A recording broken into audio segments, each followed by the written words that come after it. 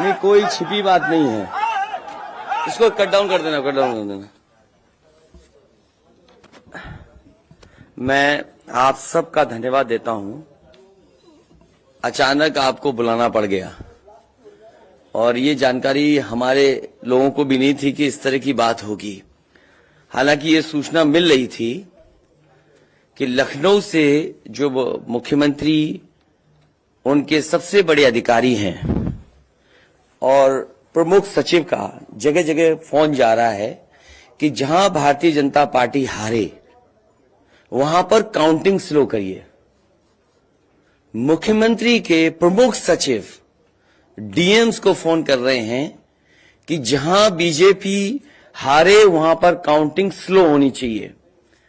और यही नहीं, अगर हम पिछला चुनाव देखें तो जो भारतीय जनता पार्टी की हार हुई है, 47 सीटें ऐसी हैं जो 5000 के अंदर कम वोट में हुई हैं।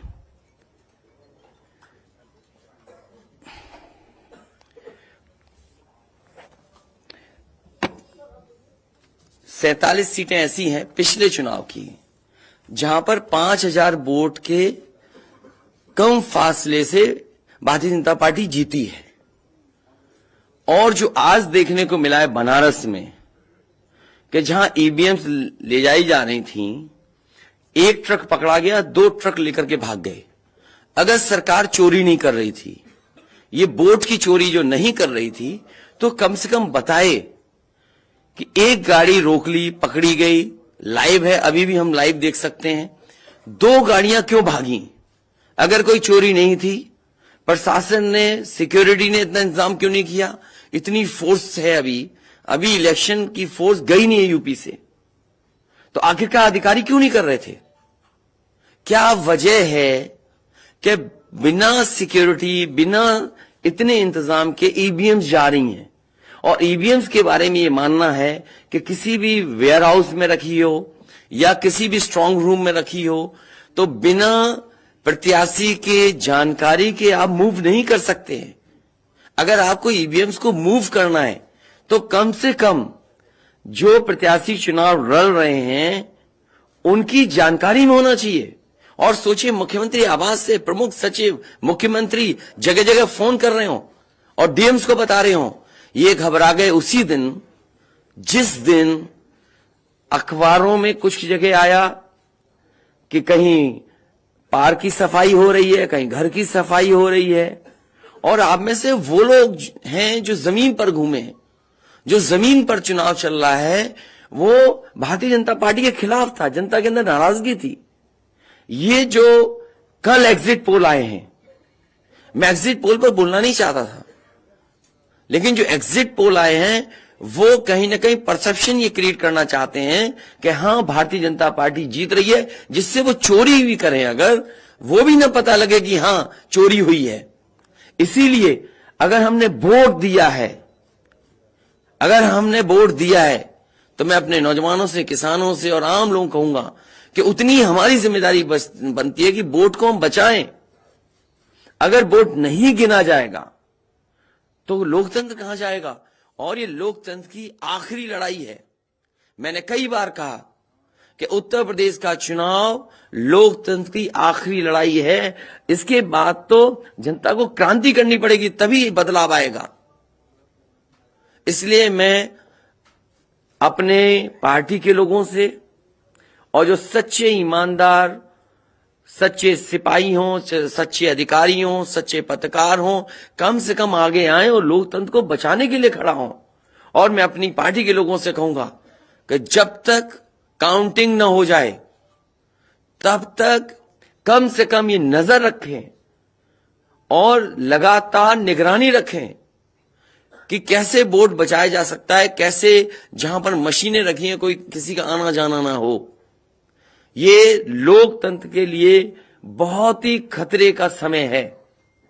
जो दल हार गया, अब उसके बस में यही है जो अब करने जा रहे हैं। ये जितने कुछ एग्जिट पोल हुए हैं वो इसीलिए हुए हैं कि अगर वो चोरी भी करें तो शायद नजर ना आए। अब ईवीएम्स पकड़ी गई हैं, बहाना कोई ना कोई अधिकारी बताएंगे कि हम ईवीएम्स इसलिए ले जा रहे थे। आखिरकार फोर्स के साथ क्यों नहीं ईवीएम्स जा रही थी? ये तो ईवीएम की एक बनारस की जो अभी भी लाइव चल रहा है वो घटना है। बरेली में एक स्ट्रांग रूम से बाहर नगर पालिका की कचड़े की गाड़ी में, जिसका नंबर UP25 DT 9166 में 3 बक्से सील पकड़े गए, जो सील बक्से थे।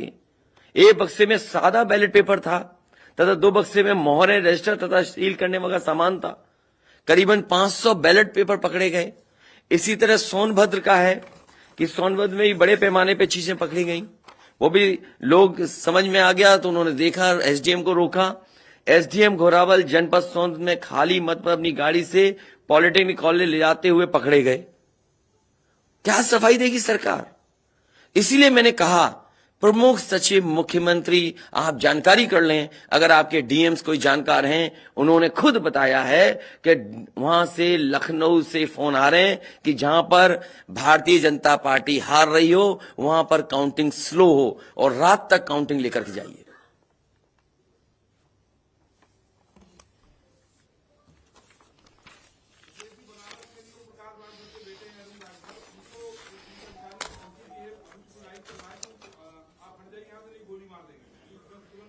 तो मैंने आपसे कहा कि ये लोकतंत्र का आखिरी चुनाव है।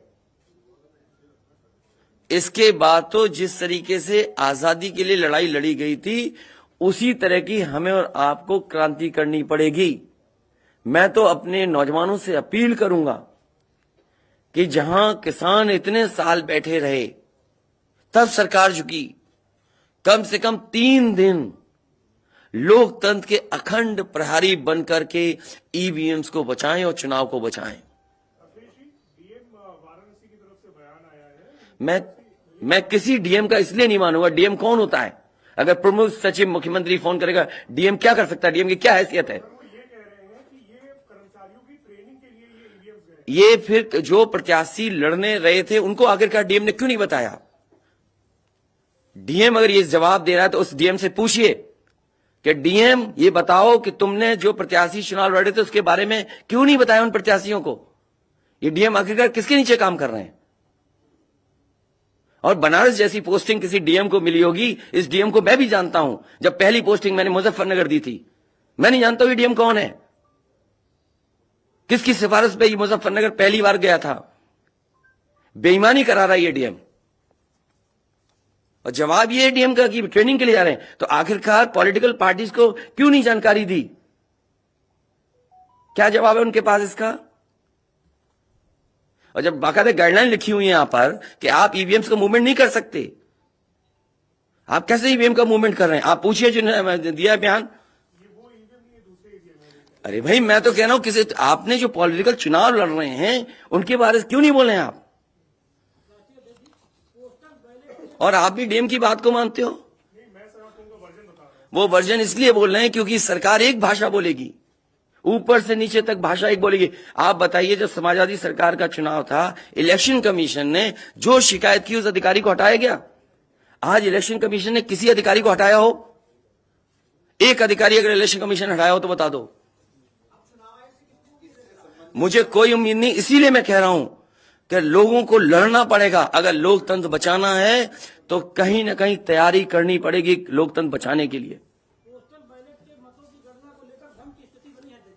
जो गाइडलाइन है, आज जो बैलेट पेपर पकड़े गए हैं सोनभद्र में, जो बैलेट पेपर पकड़े गए हैं आपके बरेली में, जिस तरह ईवीएम्स को ले आया जाता है, ये सवाल बड़ा है। अधिकारी वही भाषा बोलेंगे जो उनको बोलने के लिए सरकार कहेगी। वो नहीं चाहते कि ओम प्रकाश राजभर जी क्या भूल गए? इलेक्शन कमीशन याद नहीं है? ओम प्रकाश राजभर जी नॉमिनेशन के लिए गए, इनको अपमानित नहीं किया गया? क्या प्रशासन कार्रवाई कर रहा था? स्वामी प्रसाद मौर्य जी के साथ क्या व्यवहार हुआ? कोई भूल जाएगा इन बातों को? और चुनाव भर में क्या भाषण थे, क्या भाषा का इस्तेमाल था? हर जगह डराने का काम जनता को।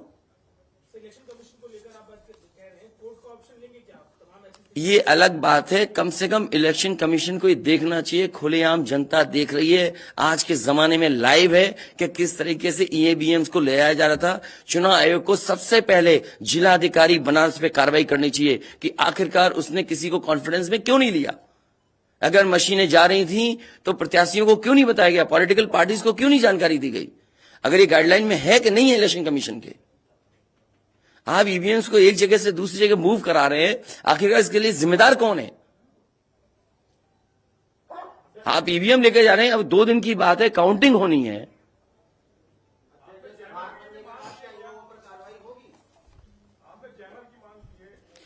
जैमर इसलिए कि कई लोग आशंका इस बात की व्यक्त कर रहे हैं कि हो सकता है कि टेक्नोलॉजी ऐसी हो जहां पर मैनिपुलेशन किया जा सके, इसलिए कहीं ना कहीं देखा जाना चाहिए इस बिंदु को भी।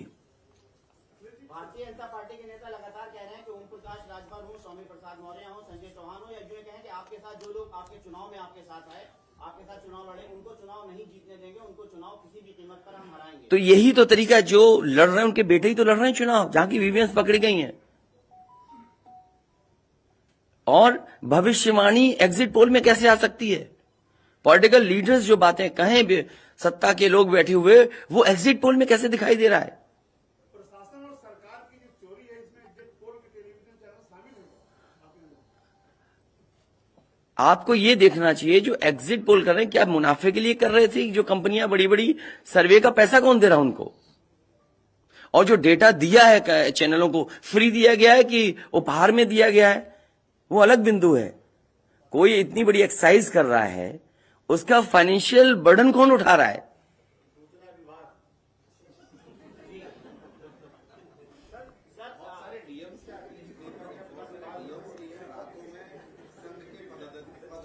ये तो बातें, ये सच कह रहे हैं आप, जो बात, ये जो सवाल के रूप में जानकारी दे रहे हैं, ये सच्चाई है। जो आप सवाल के रूप में दे रहे हैं, ये सच्चाई है। आप बताइए, इनके साथ गलत व्यवहार हुआ, क्या कार्रवाई की प्रशासन ने? वीडियोज हैं सबके। जब ये नॉमिनेशन के लिए गए आप, क्या वीडियो अवेलेबल नहीं है? क्या कार्रवाई हुई उसमें? स्वामी प्रसाद मौर्य जी के ऊपर जो अटैक हुआ, उसमें क्या कार्रवाई हुई? मेरे क्षेत्र में जो प्रत्याशी चुनाव लड़ने आया, तो उसने अपने आप अपनी गाड़ी तोड़ी, अपने आप गाड़ी तोड़ी खुद की, और आरोप लगाए समाजवादियों पर।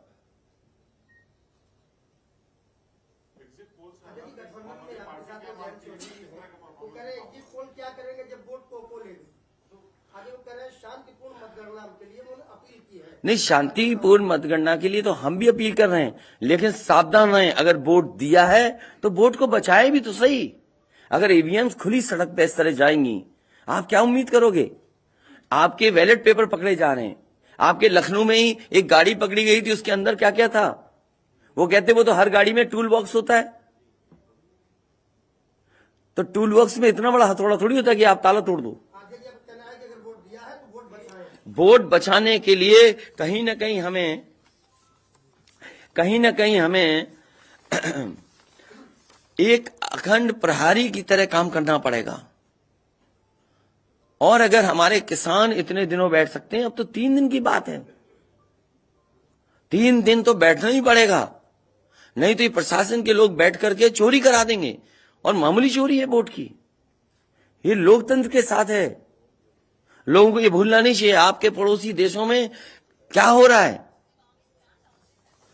इसलिए मैं ये भी गाइडलाइन पढ़ना चाहता हूं कि जो ईवीएम के मूवमेंट के लिए जो मुझे जानकारी मिली है, वो मैं आपसे पढ़ना चाहता हूं कि all polled EVMs and all reserve EVMs after the poll shall be under cover of arm forces, arm police at all times.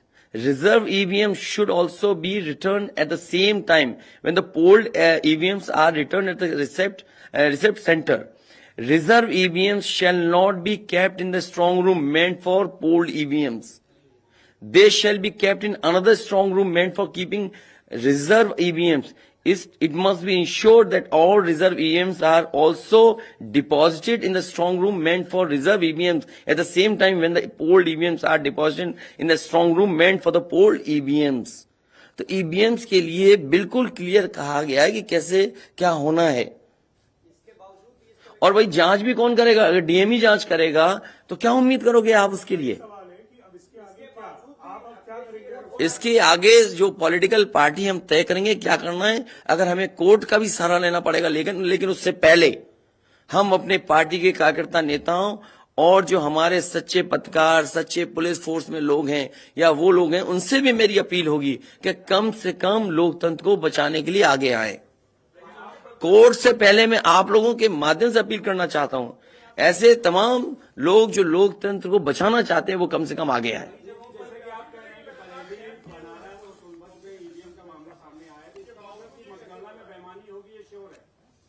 आपने पंचायतों का चुनाव देखा था, भारतीय जनता पार्टी ने खुलेआम वोट को लूटा। जनता को याद है महिलाओं के जो कपड़े फाड़े गए, छीने गए, महाभारत के अलावा अगर किसी ने किया तो वो भारतीय जनता पार्टी ने करके दिखाया। क्या कार्रवाई की गई उस समय बताइए? इलेक्शन जो आपका स्टेट इलेक्शन कमीशन है, शिकायतें हुई, क्या कार्रवाई हुई उनके ऊपर? क्या कार्रवाई हुई पुलिस के ऊपर? क्या कार्रवाई हुई उन लोगों जिन्होंने वोट को छीना? इसलिए मैं अपील करता हूं आपके माध्यम से, जो सच्चे पत्रकार हैं, सच्चे अधिकारी, पुलिस फोर्स, लोकतंत्र को बचाने के लोग सामने आए, जिससे लोकतंत्र बचाया जा सके। माननीय मुख्यमंत्री जी, ये जो घटनाएं हो रही हैं, ये हताशा और निराशा की जो है वो पराकाष्ठा है। क्या ऐसा कुछ होगा? क्या समाजवादी मैं नौजवानों से विशेष अपील करूंगा, और इसलिए अपील करूंगा, मैंने वो तस्वीरें देखी कि नौजवान वोट डालने के लिए लोकतंत्र में कैसे निकल पड़ा। अगर उसने वोट डाला है तो कम से कम वो वोट बचाए। अपना कैसे वोट बचाएगा? गिनने से कैसे गिनती में लाएगा? और ये कोई ये मामूली घटना नहीं है। जो लोग लोकतंत्र पर भरोसा करते हैं उनके अंदर आक्रोश होगा, ऐसा नहीं है कि गुस्सा नहीं होगा उनके अंदर। इसीलिए मैंने कहा कि 5,000 के अंतर में सीटें जो जीती गई थी भारतीय जनता पार्टी की, वो 47 हैं। और मैंने इसीलिए कहा कि प्रमुख सचिव मुख्यमंत्री जिलाधिकारियों को फोन कर रहे हैं कि काउंटिंग स्लो की जाए। और बैलेट के लिए हम लोगों ने अपने प्रत्याशियों को और जो एजेंट्स हैं, हमारे इलेक्शन एजेंट, उनको समझाया है कि बैलेट को किस तरीके से काउंट करना है, कैसे रखे जाएं, उन सबको समझाने का काम किया। और आप में से जो लोग बनारस गए होंगे वो जानते होंगे कि बनारस साउथ समाजवादी पार्टी जीत रही है, अयोध्या समाजवादी पार्टी जीत रही है। ये घबराहट है बीजेपी को। पवन पांडे जीत रहा है, ये घबराहट है। किशन दीक्षित जीत रहा है, ये घबराहट है बीजेपी को। नहीं, वो अलग बात है, पान भी खाया।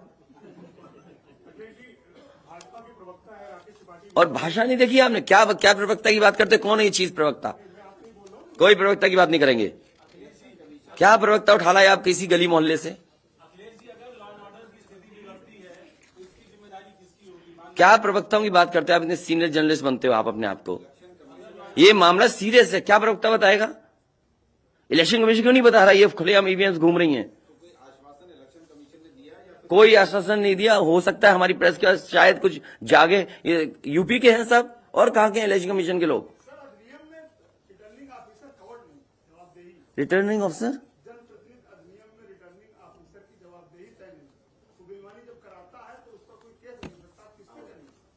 अब ये तो हमें भी जानना पड़ेगा कि क्या करें। इसीलिए मैंने कहा कि हम तैयारी से रहिए। ऐसे तो किसी पे कार्रवाई नहीं कर सकते। हाँ, जिम्मेदारी तो अच्छा इलेक्शन कमीशन की जिम्मेदारी है कि निष्पक्ष चुनाव। इतना बड़ा कमीशन हम क्यों कह रहे हैं कि इलेक्शन कमीशन की जिम्मेदारी है? क्यों उसको इंडिपेंडेंट बनाई गई ये बॉडी? ये सब जो आपके माध्यम से हो रहा है वो सब लाइव है। जो ये चीजें हो रही है सब लाइव है, सब शिकायतें की जाएंगी, सब देंगे। अभी तो अभी कहो तो अभी लाइव दिखा दें। जब आपको बुलाया है, मैंने तकलीफ दी आपको, इसके बाद हम लोग अपना लिखेंगे।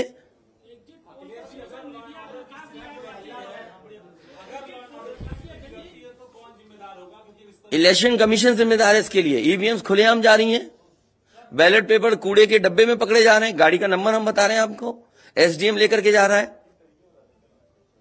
और मैं तो कहूंगा कि चुनाव हमारे जितने भी समाजवादी लोग हैं कानून व्यवस्था को मानते हुए शांतिपूर्ण रहें, लेकिन जिम्मेदारी सरकार की भी तो है। ये जिम्मेदारी इलेक्शन कमीशन की नहीं है, सरकार की नहीं है। आप अगर पूरी सुरक्षा के साथ उन ईवीएम्स को ले जाते, जो प्रत्याशी चुनाव लड़ रहे हैं उनकी जानकारी में लेकर के जाते हैं, तो किसको आपत्ति थी? ये तो पकड़ी गई हैं। अगर चोरी पकड़ी गई है तो चोरी पकड़ी को पे आप कानून व्यवस्था की बात करोगे आप? तो नहीं सुनी जाएगी। तो समाजवादी पार्टी हर रास्ते को अपनाएगी जहां पर लोकतंत्र को बचाया जा सके। वो जरूरी है। जहां जहां चुनाव हुए हैं, बंगाल में, तमिलनाडु में या किसी भी प्रदेश में, प्रत्याशी और उनके लोगों ने जगह जगह बैठ करके दिन रात पहरा दिया है। अखिलेश जी, निष्पक्ष तरीके से अगर चुनाव होता है तो समाजवादी पार्टी कितनी सीटें आने की उम्मीद है? मैं अभी भी कह रहा हूं, टारगेट हमारा फिक्स था। हमारा गठबंधन 300 के करीब पहुंच जाएगा।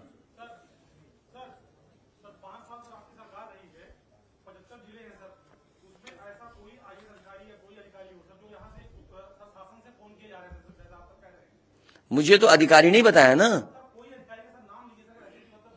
नहीं, मैंने नाम लिया प्रमुख सचिव मुख्यमंत्री का, जिससे मुझे जानकारी मिली। उसका नाम कोई नहीं बता सकता। हाँ, मुझे इलेक्शन कमीशन अगर कहेगा तो मैं नाम बताऊंगा। अरे हम सरकार चलाएंगे, हमें हमारे इतने भी अधिकारी नहीं होंगे? क्यों नाम बताएं चाहने वालों का? अरे तुम में चाहने वाले बैठे, किसी का नाम ले लूंगा मैं? तुम्हारे ही लोग अलग से मुझे मैसेज करते हैं, नाम ले दूं? अब तुम नहीं, वो हमारे दुश्मन हो तो हम क्या करें तुम्हारा? अरे बहुत सारे हैं जो हमें पर्सनल मैसेज भेजते हैं, तो क्यों नाम उनके ले दूं मैं? क्या चीज? अरे नए हो पत्रकार यार, बहुत सीनियर नहीं हो तुम। अपना परिचय दे दो, सब जान जाए आपको। जाने कौन सा ये एनबी है।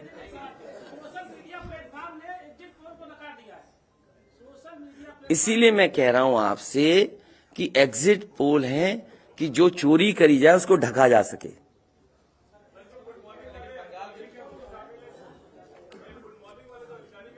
नहीं, अगर ओम प्रकाश राजभर जी से पूछना चाहो तो उनसे ही पूछ लो, केवल ईवीएम पर, क्योंकि इनकी विधानसभा का मामला है, इनकी विधानसभा का इशू है।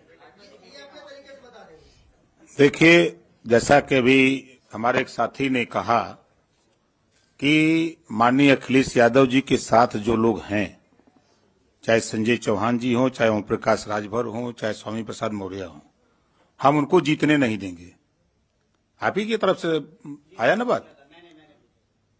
आप ही नहीं, ये पूरे प्रदेश में गूंज रही है बात। और भारतीय जनता पार्टी हम लोगों के गठबंधन से घबरा गई है और बनारस जैसे प्रधानमंत्री जी अपनी इज्जत बचाने के लिए गली गली घूमे हैं।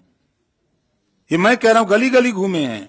जिलेवार 75 साल की आजादी में 70 साल से उठ पड़ रहा है। पहले हमारे देश के प्रधानमंत्री हैं जो जिलेवार रैली किए हैं। अगर गलत कह रहा हूं तो बताओ। पहले प्रधानमंत्री हैं और पहली बार मैं देख रहा हूं इतनी बड़ी दुश्मनी। मैं उसी दिन कहा था जिस दिन नामांकन के समय जिलाधिकारी और वहां के कमिश्नर की मिली भगत से जब 3 लोगों की एंट्री है नॉमिनेशन कक्ष में, तो सैकड़ों गुंडे वहां कैसे पहुंच गए? पहले सवाल वहीं खड़ा होता है। उसी दिन मैंने कहा था आप लोगों के सामने पेश करके लखनऊ कि डीएम बनारस और कमिश्नर के होते हुए निष्पक्ष चुनाव नहीं हो सकता।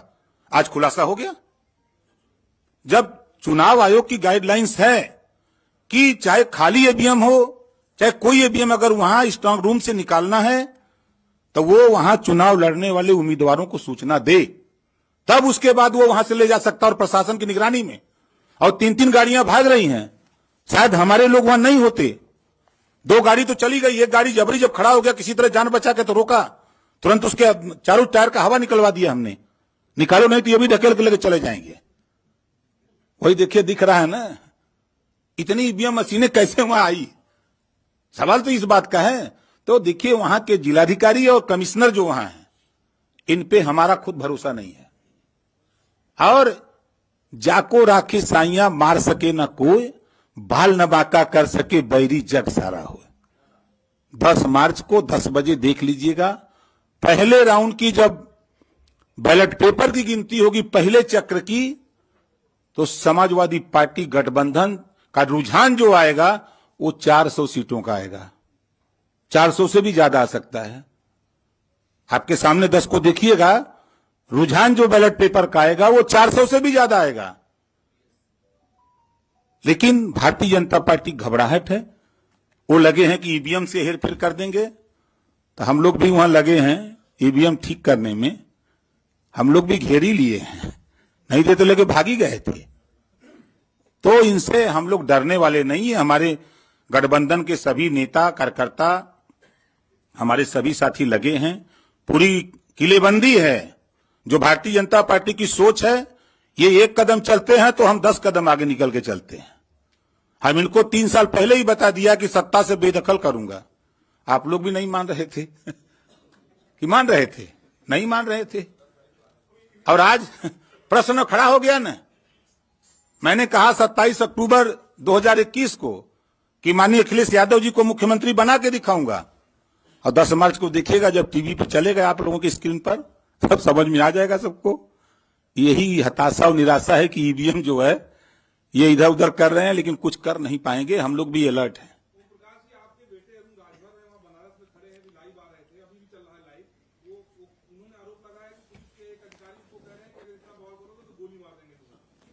देखिए, धमकाइयां चमकाइयां न पाइयां तब भाग जाइयां ठीक है। ये क्या गोली मारेंगे? वो अपने झंखे दरोगा या सीओ, कोई भी अधिकारी जो ये कह रहा है वो अपने पहले झंखे। वो जिस दिन गोली मारेगा वो कहां रहेगा? धरती पर न रहेगा। ये ओम प्रकाश राजभर हैं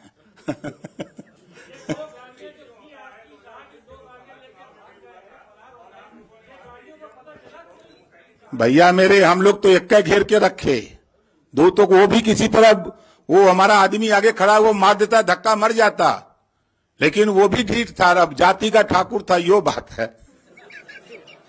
हेमंत सिंह नाम है। अब वो लौट गया, वही कहे चढ़ा दो गाड़ी। और जो गाड़ी रुकी तब तक उसके साथ 4 लोग थे, तो पहले साइकिल उससे गाड़ी का हुआ निकाले कि कहीं ठेल के आगे न बढ़ा दें, तब जाकर के ईवीएम का खुलासा हुआ है। साफ पूरी होगी, आप देखिएगा ना। आप लोग चिंता मत करिए, चिंतन करिए। अरे यार तुमने देखिए आप जब कह दिया, इससे ज्यादा कह सकते हैं? तुम भी ऐसी बातें कर रहे हो भाई। जब कह दिया ये बातें, हाँ?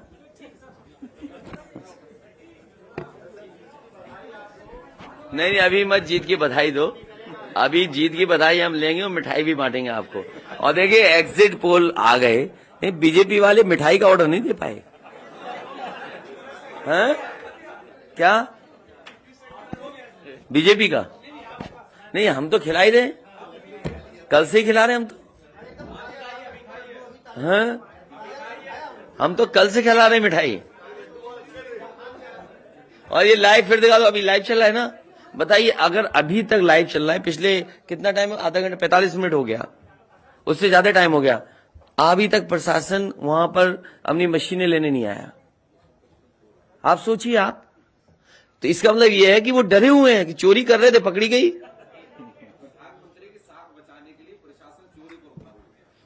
आप देखिए ना, अगर मान लीजिए हम और आप यहां बैठ करके देख रहे हैं, अगर वो चीज लाइव हो रही है तो दुनिया में देखी जा रही होगी। उनको परवाह ही नहीं है कि मशीन कौन ले जा रहा है, ले जाने दो। अभी लाइव हो रहा, सोचिए कितनी इतना समय इसमें प्रशासन जाता, बातचीत करता, नहीं ले जाए ईवीएम्स।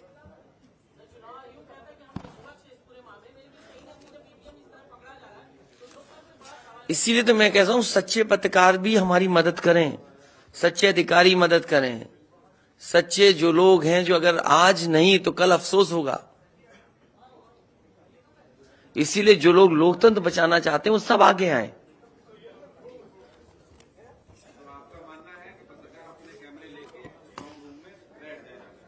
न पत्रकार बैठे, लेकिन कम से कम आवाज तो उठे। चलिए, बहुत धन्यवाद आप सब लोगों का, बहुत धन्यवाद। अभी कोई इंटरव्यू नहीं।